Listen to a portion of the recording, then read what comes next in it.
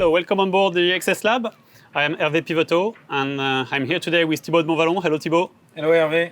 And we're having a very important subject today with on board the XS Lab because we want to talk about the Helm's position, Helm span's position on board the XS range.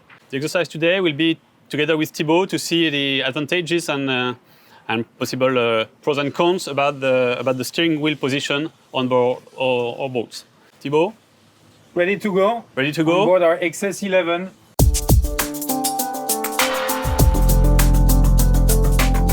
So Thibaut, as we saw already in terms of maneuvering, this Helm's position, very close to the key, very close to the side, close to the mooring lines, can be very practical. The aim of the game today will be kind of discovering what we can see and what we cannot see from this Helm's position. What I propose is we try while motoring, while sailing, and we can even try overnight if you're okay. Yeah, sure. Right? Fine. You have your GoPro and I have my hat. Yeah. And I propose I will move the hat around on the boat and you tell me when you can see it or if you cannot see it. All right? Okay, very good. Okay, good. Let's go.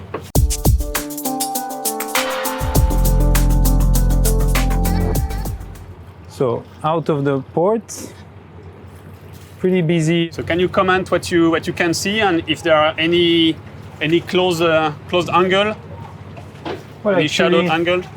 Actually, I can see in front of me this little powerboat going out. There's another boat on my starboard side. Some IMOCA Vendée Globe on port side. So at the moment, I see quite easily. I can see on the other side. So here I can see the boat which is passing just by my port side bow. Okay. So I can see my port side bow. One point we have to notice to our XS Lab friends is that the glazing on board the XS is not the same glazing that we have on board most boats. It's not the standard glazing you commonly use on the cruising boats. Cruising boats use some kind of sun-shaded glazing, very dark one. And we decided on board XS, since we have this need to see through the coach roof, to have the lightest possible glazing.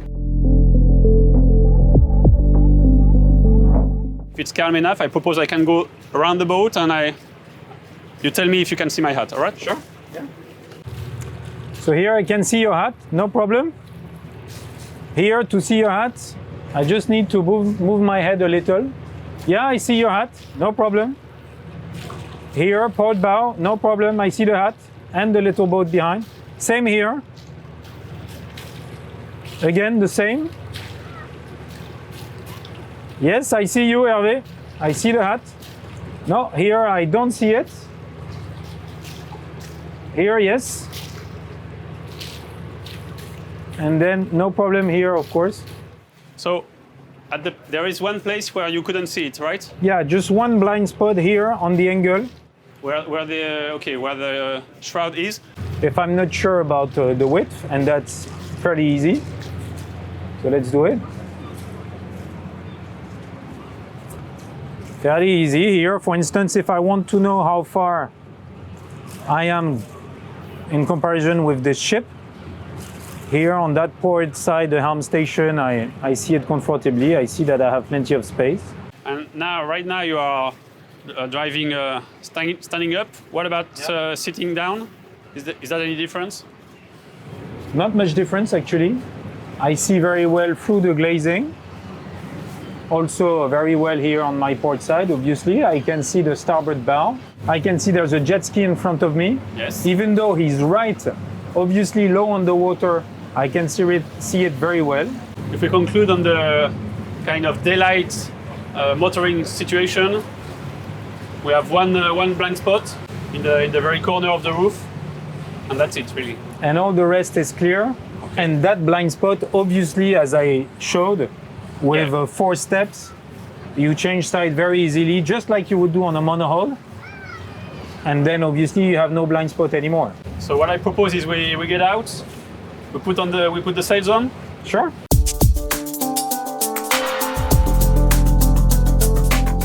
What you can see and once again what you cannot see. So here you can clearly see if the sail goes within the lazy bag or the lazy jacks. Yeah, I see everything perfectly clear. Just checking that I'm going on the right side of the topping lift. One of the good points, if we compare to the Helm's position on the central on the boat, is that you're not below your sail. You are kind of aside your sail. I know, I can see everything here on my main sail, everything, even the reefs clearing out. I can see in front of me the maneuver from the winch as well. And still you keep a good view around you. Around me, the hobby cat in front of me, number of dinghies. Now, what can you see? Do you want to play the hats game? Let's play the hats game.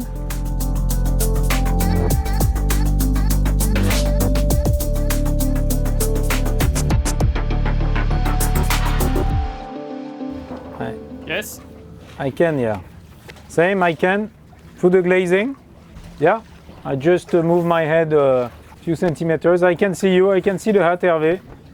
Yes, still through the glazing. Yeah, again. Yes. No. Yes. So what I understand is that you can see my hat just exactly the same as while we were motoring. Exactly the same, yes. Okay, so the jib has no incidence whatsoever. No. I can see actually underneath the jib. Yes. So here I will switch side. I will go on the other side. And the good point is that we can see really the horizon. This is what I wanted to test. I can see the horizon here. Okay. So here also I see the horizon. I see underneath my jib, which I wouldn't if I was in another steering position. You can see your tails too. I can see my tails, of course. So sailing-wise, daylight, we can see everywhere, can we? What next? Well, next will be nighttime, I guess. Overnight, huh? We just have to wait a couple of hours. Yes, sure. It's the beauty of the video. I feel that in a few minutes it will be dark.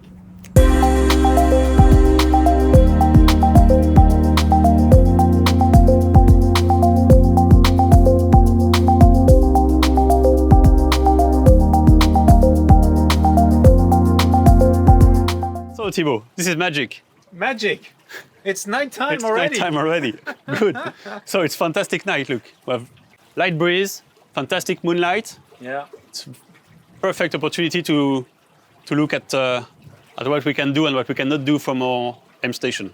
Well, so talking about visibility, I'll just tell you what I can see around me. So obviously beautiful moonlight just in front of me. I can see the ship over there. I can see the flashing signal light over there. And all the city of Les Sables on my left, which I see through the glazing very clearly. So really 360 degrees view all around the boat. Could we say that we can see exactly the same as at daylight? Yeah, in terms of covering the visibility, we have exactly the same angles of view, yes. Okay, the glazing is not too much mirroring the lights. I was a bit afraid of the mirrors and the mirror effect on the glazing, but we can really see through the glazing towards the lights. There is a boat over there. There's a boat actually which is turning towards us, yeah. And it is low on the water, but I can still see it. Okay, and we are under sail, just to point out. I think the next test will be to keep on sailing like this, but try to switch on the lights. Yeah. Typically the saloon lights, and to see if it affects us in terms of sea view. All right? Okay. Okay, I'll go there. Okay, now the saloon is on, saloon lights. So, what can you see?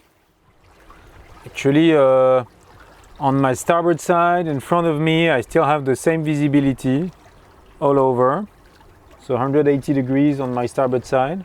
Now looking to my left towards the port side, obviously with the lights, I can't see through the glazing. The lights are basically catching my eye. Can you see the lights?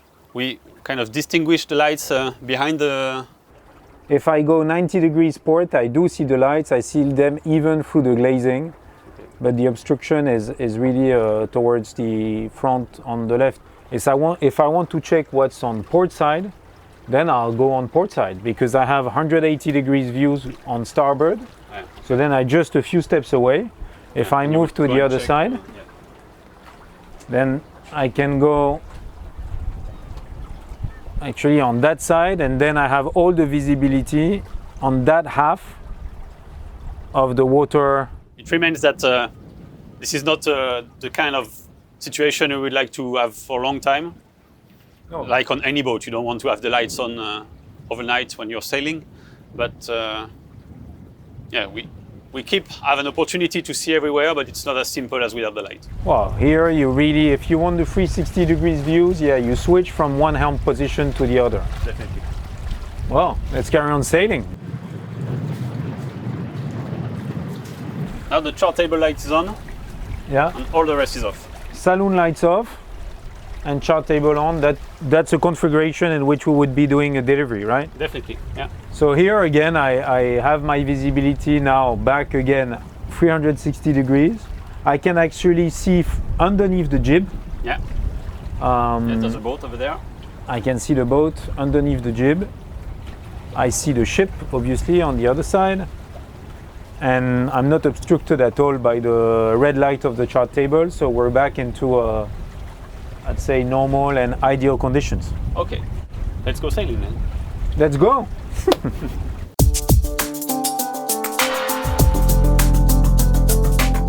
So Thibaut, now we are back to Les Sables d'Olonne. We are entering the harbor. So what can we see now? We can see on starboard the wall, the sea wall, pretty clearly. And then in front of us, the lights of the city, and through the glazing, the red light of the channel, which is there. Red light of the channel through the glazing. I can see it very clearly. And then I can see that there's no other boats at all in the channel. We see very well. In front, on the side. Yeah, pretty clear.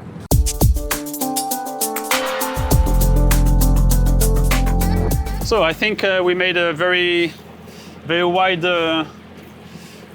experience, Review.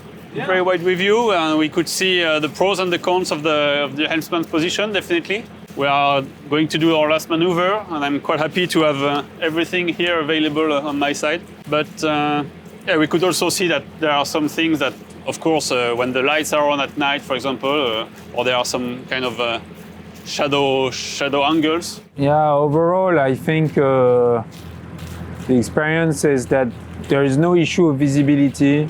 You have all the pleasure of enjoying the sailing from that position with the views over your sails, and also.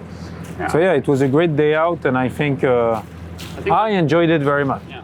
And one point we didn't talk about in terms of steering position is that being very low on the water really adds to the feeling and to the sensations. Sure. We have more sensations of speed. We have better feeling of the helm because it's very direct. It's all in line. Direct connection. Yeah. So in terms of really sensations, if we are just seeking sensations, I think this position is really pleasant. Thank you, Hervé. Thank you, Thibaut. Thank you. See you next time. See you soon. Bye-bye.